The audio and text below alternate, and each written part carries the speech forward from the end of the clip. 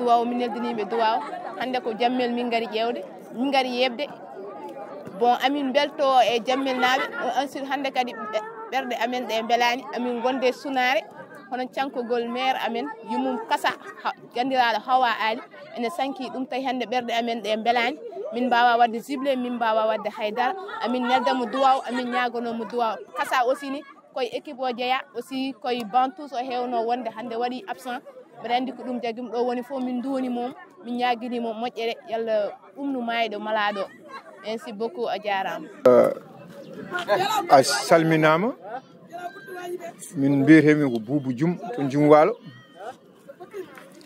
ene wayno koye mbaddi match o namdiɗami match o kam guila fuɗɗi koye dow amen fuɗɗi kono noon kam ko fuɗɗi ko kam eko jiimi kam ko jammel dominiɓe te premier mi-temps o kam enen yiyandam jammel ne wawno hen gaynude match o par ce que occasion ngaji kewɗi dartama ɗo yeti ko bituji ponnoɗi nadde eyyi ɗum kam waɗe dowam mi yi ɗum e match o somi yi sukaɓe no pettirtinide ne siftornami hanke ko heewi saabu koɓe mbaɗata ko ɗo min dewi hen ha hande alhamdulillahi rabbil alamin hande ko ɓiɓɓe amen ɓolɓe jouat ɗo yeti saabu no wawi wade fo hande kam minen duuɓi ɗi puɗɗima yaade ko jouat ko ɗo amen jogui hen ɓiɓɓe amen e koye mumen nen jouwa e nder équipe aji ɗi te ko tolno ɓeeɗo kono noon kam min hande e hanki ene serti par ce que rinmaji hanki ɗi mi yiyani ɗum hande hanki football hanki ɓurno wadde rinma e football hande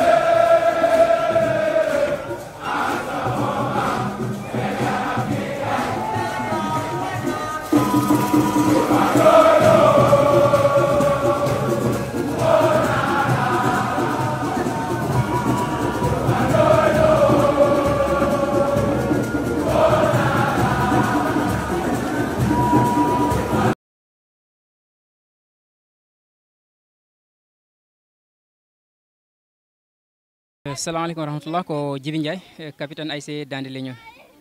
Voilà.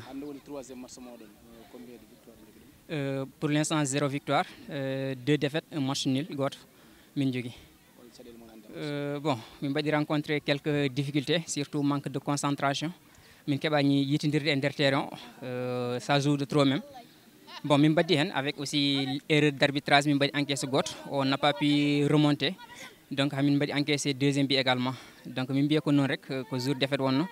Min mbaɗa féliciter nos adversaires, mbaɗa encourager aussi nos joueurs, min mbiya toujours amin e lawol ngol. On va encore continuer de travailler, min ƴewta aussi puisque wonɓe bol ɓuuri andude quelles sont les lacunes, min mbawa ɗum fewnitade inchallahu taala. Bon, min gandi rien ne sera facile, mais minen mom que so weeɓi min cohlani que c'est dans la difficulté min dañal fof, parce que mbiyata ko tan wona lawol ngol metti, to metti ɗo ɗon min jiitat lawol ngol. Donc amin oui, bon, min mbaɗa ɓe rek min jafno no fewi parce que victoire ɓe garno yilade ko ɗum ɓe gowno, mais Allah waɗi ko défaite min dañi hen, amin jafno no fewi, min mbiyaɓe aussi que mamin ɓeydo liggade rek, kaɓe jiiɗi ko aussi yo Allah newnan amen min bannaɓe ɗum woni yi dañde victoire e match uji amen garoɗi inchallah. Alhamdulillah kadi min mbiya alhamdulillah rabbil alamin, min mbiya aussi inna lillahi wa inna ilayhi rajiun, so jii min juuri ko tekke ɓaleji amin cankora yaye amen tani amen goggo amen kono Hawa Ali yumum dirigeant ji amen e te ko bandiraɗo so en mbi yo Allah yurmo ko yaafom. Match uji ɗi min joui 3 match min dañi 3 victoire. 9 points min jogui. Bon, difficulté o ko vers la fin rek a wawa wadde mené kimi jogoɗa temps fort de bout en bout. Vers la fin min ɗeɓi wadde relâché seeɗa après haɓe ƴettude hen bi. Bon, kono min mbawi ɗum gérde rek ha score o woni 2-1 quoi. Supporteur uji amen so ami yoɓe jokku golle, aɓe jokku golle ko noon tan ma ari inchallah. Prochain ko Dar Salam min potata le 4. Bon, ko match rek, match ko 11-11 tan, match aji fof poti, min no mbiyami rek équipe jumɗi fof ɓorodirani quoi. Équipe jumɗi fof ɓorodirani ko ɓurɗo yidde rek heɓata affaire o. Bon, on verra, kay l'avenir nous jugera quoi. Ok, merci beaucoup.